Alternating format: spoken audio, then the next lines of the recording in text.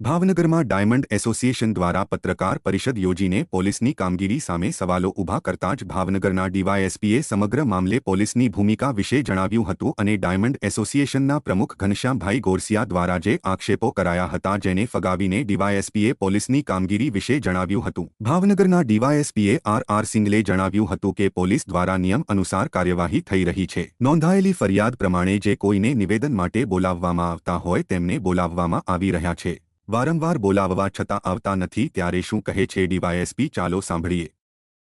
પછી એક બનાવ એવો છે કે તેવી કે હમાભાઈમાં એવું ઘણી છે એ ભાઈને સેફટી દે ભાઈ મારા મકાનનો દસ્તાવેજ હાલે તો રાખ બધાને પૈસા આપું પછી મને પાછો આપી દીધો તો એ 7 મહિના પહેલાની મેટર હતી તો એ મેટર અત્યારે તાજી કરી આપણે પોલીસ સ્ટેશનમાં બોલાવીને ટોર્ચર કરે તમે હીરા પાછા આવી ગયા હીરા સાહેબ પાછા એ કઈ રીતે આપીએ કે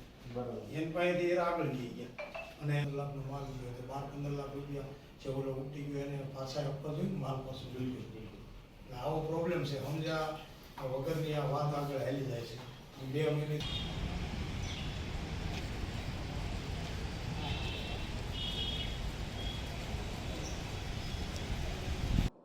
રમેશ વલ્લભભાઈ વૈષ્ણવ દ્વારા એક અરજી આપવામાં આવેલી કે તેની જે મિલકતનો જે દસ્તાવેજ છળકપટ કરી અને લઈ લીધેલો છે એ બાબતની જે અરજી અહેવાલ આધારે જુદા જુદા જે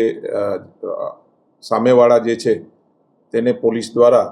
સમન્સ પાઠવી અને તેઓનો પક્ષ રજૂ કરવા માટે જણાવવામાં આવેલ। જે આજ દિન સુધી જે સામેવાળા જે છે તે આજ દિન સુધી પોતાનો પક્ષ રજૂ કરવામાં આવેલા નથી અને ફોન દ્વારા જ્યારે કોન્ટેક કરવામાં આવેલા ત્યારે પર્સનલી સવારથી જેનો કોન્ટેક કરતા તે હમણાં આવું છું તેમ કહી અને આજ દિન સુધી આવેલા નથી। તપાસની જે છે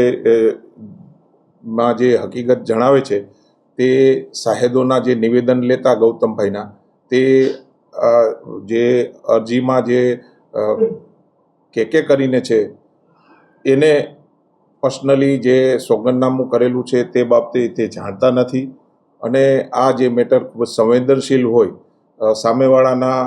નિવેદન લેવા તેઓનો પક્ષ સાંભળવા ખૂબ જ જરૂરી હોય જેથી પોલીસ દ્વારા અવારનવાર તેના કોન્ટેક કરતા ભાવનગરમાં હોય થોડી જ વારમાં આવીએ છીએ તેમ છતાં આજ દિન સુધી આવેલા નથી અને હાલમાં આ તપાસ ચાલુ છે। પોલીસ તપાસમાં જે સમન્સ આપવામાં આવેલા છે યા યાદી પાઠવવામાં આવેલી છે તેના કામે જે છે વહેલી તકે પર્સનલી અહીંયા આવી અને તેઓનો પક્ષ રજૂ કરે તે બહુ ખૂબ જ હિતાવહ છે અને તપાસના કામે જે તપાસ કરનારને જે છે